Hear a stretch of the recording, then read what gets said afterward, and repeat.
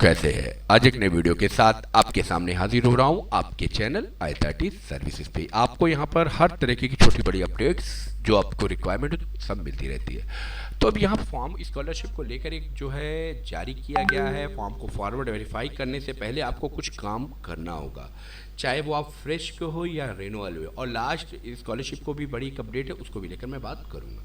सबसे पहली चीज़ कि मैं आपको यहाँ पर बता दूँ कि अगर आप स्कॉलरशिप भरने में कुछ बदलाव किए गए हैं, अब इसमें स्कॉलरशिप में बहुत से क्राइटेरिया, अब यहाँ पर मैं आपको बताता चलूँ, जब स्कॉलरशिप आप भरते हैं तो स्कॉलरशिप को 2 ही 3 कॉलम आपको भरना होगा, ठीक है।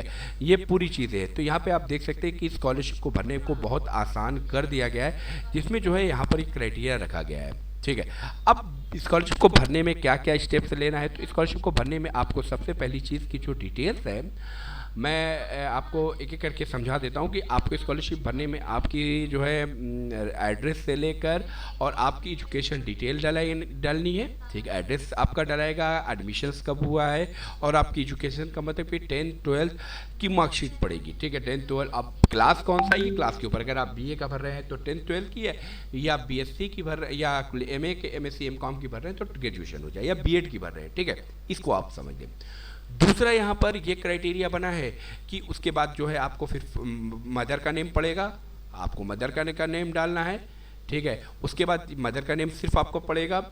इसके बाद तीसरे स्टेप में आपको टच करा जाएगा कि क्या नाम है, जब आप फॉर्म को टच करेंगे तो तीसरा क्राइटेरिया यहाँ पे बनेगा, उसका मान के चलें कि आपका जो है फीस स्लिप क्या है, यानी एडमिशन क्या है। ये फ्रेश का क्राइटेरिया हम आपको समझा रहे हैं, ठीक है। तो उसके बाद ये बनेगा कि आपकी फीस क्या लगी है और लास्ट स्टेप पर आपका रिजल्ट क्या लगेगा। बस यही स्टेप लगने, ना तो इसमें कहीं बैंक की डिटेल आपकी रिक्वायरमेंट होगी, ना कहीं कुछ भी।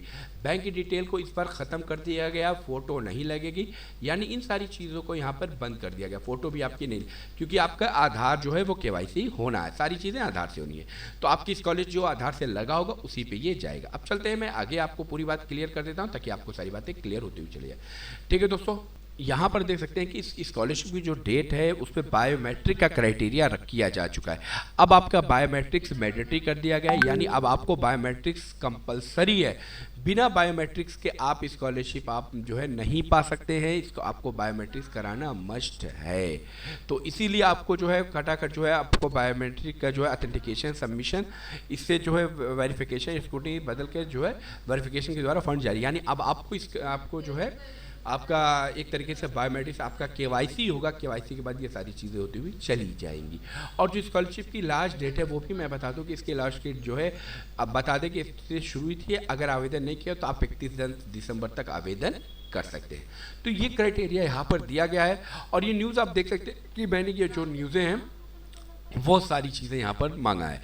तो यहाँ पर मैं आपको डॉक्यूमेंट्स की अगर ज़रूरत पड़ती है तो वो मैं आपको बता देता हूँ। जो लगेगा आपकी फ़ीस, ठीक है, enrolment number, Aadhaar card, photo, passport size image आपकी नहीं लगेगी, qualifying exam marksheet, caste and income. अब कास्ट और इनकम सर्टिफिकेट मस्ट है, बैंक पासबुक आधार कार्ड से, यानी आधार कार्ड की ही ज़रूरत पड़ेगी। और ये कोर्ट से एफिडेविट की ज़रूरत कुछ नहीं है, यानी आपका यहाँ पे सारी क्राइटेरिया होना है। तो आपका जो है स्कॉलरशिप पे इतनी सारी चीज़ें यहाँ पर लगेंगी और यही सारी चीज़ें होनी है। अब कास्ट सर्टिफिकेट सिर्फ और सिर्फ ओबीसी है, माइनॉरिटी ओबीसी नहीं लगेगा, इसमें एससी, ठीक है, एससी या एसटी और साथ ही ओबीसी।